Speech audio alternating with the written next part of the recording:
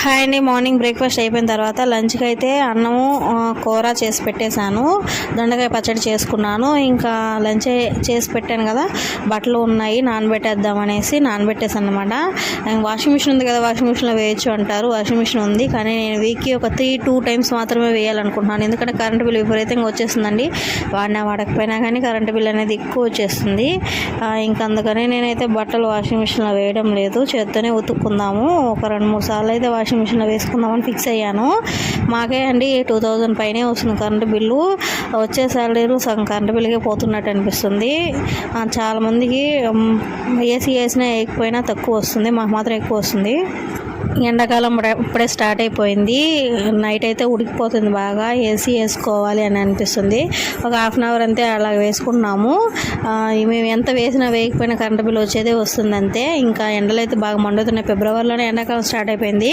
అప్పుడైతే ఏప్రిల్, మే, జూన్ అలా ఎండలు స్టార్ట్ అయ్యేది. ఇప్పుడైతే ఎప్పుడు ఎండలు వస్తున్నాయో ఎప్పుడు వానలు వస్తున్నాయో ఎవరికి అర్థం కావడం లేదు. కాలాలు అయితే విచ్చలవిడిగా మారిపోయి ఉన్నాయి. ఇంకైతే కొంత రోజులు ఎండాకాలం సెలవులు వస్తాయి, మామిడికాయలు వస్తాయి.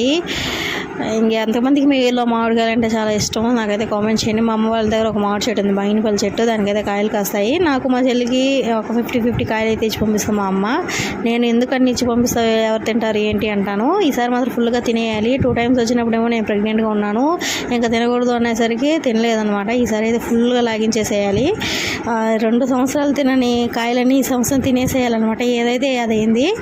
ఇంకైతే మధ్యాహ్నం బట్టలు రాసినా సరే సాయంత్రానికి ఆరిపోతున్నాయి. చలికాలంలో అయితే మార్నింగ్ ఆరేసినా సరే ఈవినింగ్ కల్లా ఆరేవి కాదు.